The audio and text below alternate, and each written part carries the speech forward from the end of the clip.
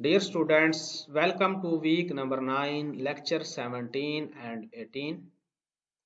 इस वीक की आउटलाइन कुछ इस तरह से है कि सबसे पहले हम वीक नंबर 8 में डिस्कस किए गए टॉपिक्स की क्विक रिवीजन करेंगे। उसके बाद हम बात करेंगे CSS पोजीशन प्रॉपर्टी की। फिर हम CSS डिस्प्ले प्रॉपर्टी के मैजिक को प्रैक्टिकल एग्जांपल्स की मदद से सीखेंगे और आखिर में हम बात करेंगे CSS वेबसाइट लेआउट्स की और ये देखेंगे कि CSS वेबसाइट लेआउट कैसे डेवलप किए जाते हैं। अगर आपको याद हो तो पिछले वीक में हमने CSS कलर्स की डिस्कशन की थी और ये देखा था कि CSS कलर्स कैसे स्पेसिफाई किए जा सकते हैं। फिर हमने CSS बॉर्डर प्रॉपर्टी के मुतालिक डिस्कशन की थी। उसके बाद हमने HTML div और span को डिस्कस किया था और इनके डिफरेंस के मुतालिक प्रैक्टिकल एग्जांपल की मदद से सीखा था।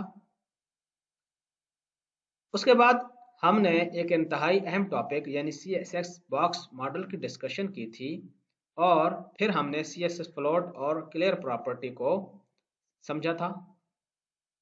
पिछले वीक के आखिर में हम डिस्कस कर रहे थे CSS पोजीशन प्रॉपर्टी को। आज हम इस लेक्चर में CSS पोजीशन प्रॉपर्टी को डिटेल्स में डिस्कस करेंगे। CSS position property web document में किसी भी एलिमेंट की पोजीशन को सेट करने के काम आती है। टॉप, राइट, बॉटम और लेफ्ट प्रॉपर्टीज की मदद से आप किसी भी एलिमेंट की फाइनल पोजीशन को जान सकते हैं। CSS पोजीशन प्रॉपर्टी की 5 डिफरेंट वैल्यूज हो सकती हैं। Number 1 static, number 2 relative, number 3 fixed, number 4 absolute और नंबर 5 स्टिकी। इन तमाम वैल्यूज और इनके इफेक्ट्स को हम डिटेल्स में डिस्कस कर लेंगे आज। सबसे पहले बात कर लेते हैं स्टैटिक पोजीशन की।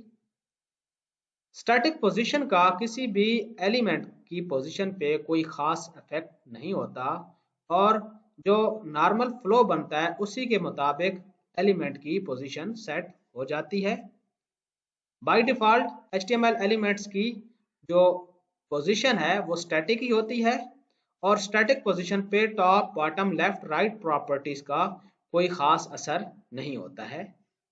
इसका सिंटैक्स कुछ इस तरह से होगा जैसे ये आपके पास div जिसकी क्लास स्टैटिक है उसके बारे में कुछ CSS रूल्स लिखे हुए हैं। पोजीशन स्टैटिक, यहाँ पर आप पोजीशन कॉलन के बाद स्टैटिक की वैल्यू स्पेसिफाई कर देते हैं। एक बात यहाँ पर बताता चलूँ कि अगर आप पोजीशन की वैल्यू स्टैटिक स्पेसिफाई ना भी करें तो बाय डिफॉल्ट इसकी पोजीशन स्टैटिक होती है। ये सिर्फ आपको समझाने के लिए इस तरह से सिंटैक्स सामने लिखा हुआ है और आप देखेंगे कि जिस एलिमेंट की पोजीशन स्टैटिक होती है उस पर इन चारों प्रॉपर्टीज की वैल्यूज का इफेक्ट नहीं होता, टॉप, बॉटम, लेफ्ट और राइट का। रिलेटिव पोजीशन डॉक्यूमेंट में एलिमेंट की पोजीशन को रिलेटिवली सेट करने के काम आती है और रिलेटिव पोजीशन पे टॉप, राइट, बॉटम और लेफ्ट प्रॉपर्टीज का इफेक्ट होता है और इन्हीं प्रॉपर्टीज की वैल्यूज के मुताबिक एलिमेंट की पोजीशन एडजस्ट होती है। इसका सिंटैक्स कुछ इस तरह से है। पोजीशन में आप रिलेटिव स्पेसिफाई कर देते हैं और अब आप टॉप, लेफ्ट की जो वैल्यूज भी स्पेसिफाई करेंगे वो एलिमेंट की जो पोजीशन है उसको एडजस्ट करने के काम आएगी। रिलेटिव और स्टैटिक पोजीशंस को हम अब डेमो की मदद से समझने की कोशिश करते हैं। ये हमारे पास नोटपैड है, इस पे हम सबसे पहले लिखते हैं HTML और ये HTML का closing tag, head, head, style और स्टाइल का क्लोज टैग। यहाँ पर हम लिखते हैं बॉडी, बॉडी और यहाँ पर हम लिखते हैं H1 let's say position property, H1 को क्लोज किया, P demo of position property, P को भी हमने क्लोज कर दिया और यहाँ पर हम एक div लिख लेते हैं और इसमें कोई भी वैल्यू स्पेसिफाई कर देते हैं। This is demo for static value static position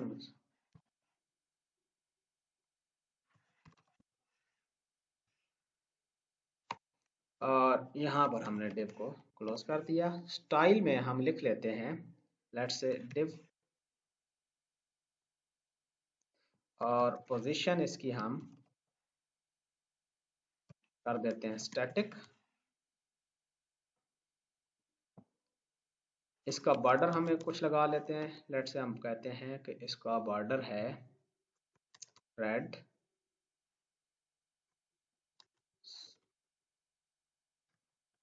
solid red 2 pixels. इसकी कुछ विड्थ स्पेसिफाई कर देते हैं, लेट्स से 200 पिक्सल्स। इसकी हाइट स्पेसिफाई करते हैं, लेट्स से 100 पिक्सल्स। इसको हम सेव करते हैं और पोजीशन डेमो डॉट HTML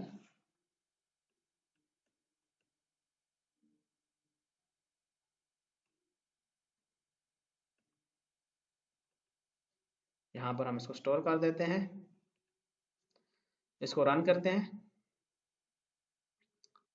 ये देखें कि हमारे पास div की जो है वो आउटपुट है और उसकी पोजीशन ज़ाहिर है डॉक्यूमेंट फ्लो में सबसे पहले हमारे पास H1 आएगा, उसके बाद P की आउटपुट आएगी और उसके बाद div की आउटपुट आएगी।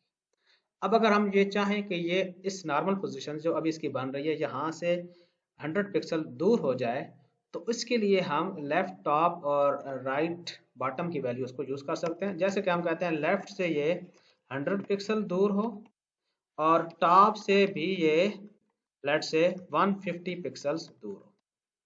अब जैसे कि हमने यहाँ पर वैल्यू रखी हुई है पोजीशन की स्टैटिक, तो इस पर ये वाली जो वैल्यूज हैं कोई भी असर नहीं करेंगी। यहाँ पर हम पेज को रिफ्रेश करते हैं, देखें कोई भी इफेक्ट नहीं हुआ। अब जहां तक बात है रिलेटिव की, तो रिलेटिव पे ये वाली पोजीशंस अफेक्ट करेंगी।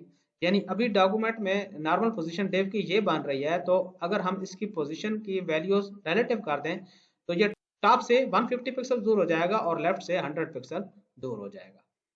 तो यहाँ पर हम लिखते हैं लेट से रिलेटिव RELATIVE कंट्रोल S। अब हम इस पेज को रिफ्रेश करते हैं, ये देखें ये टॉप से 150 पिक्सल दूर है और लेफ्ट से 100 पिक्सल दूर है। अब अगर हम इन पोजीशंस को चेंज करते हैं, लेट्स से यहाँ पर हम लेफ्ट से कहते हैं 200 पिक्सल्स, तो ये लेफ्ट से 200 पिक्सल दूर हो जाएगा और लेफ्ट से हम कहते हैं टॉप से 50 पिक्सल्स, तो टॉप से ये 50 पिक्सल दूर होगा। टॉप इसका नॉर्मल पोजीशन, तो नॉर्मल पोजीशन से ये 50 पिक्सल दूर है, जो इसकी यहाँ पर नॉर्मल पोजीशन बनती थी वहां से 50 पिक्सल दूर है और लेफ्ट से ये 200 पिक्सल्स दूर है। इस तरह आपने अब देखा है कि स्टैटिक और रिलेटिव में क्या डिफरेंस है। स्टैटिक पे ये वाली वैल्यूज अफेक्ट नहीं करती। अगर आप इसको स्टैटिक कर दें तो इसकी जो ओरिजिनल पोजीशन है ये वहां पर मौजूद होगा और इस पे ये वाली वैल्यूज अफेक्ट नहीं करेंगी। देखें इसको रिफ्रेश करें, अब ये अपनी ओरिजिनल पोजीशन पे मौजूद है। लेकिन जो ही हम इसकी वैल्यू को रिलेटिव में चेंज करेंगे तो ये इस अपनी एक्चुअल पोजीशन से लेफ्ट साइड से 200 पिक्सल जो है वो दूर हो जाएगा और टॉप से 50 पिक्सल।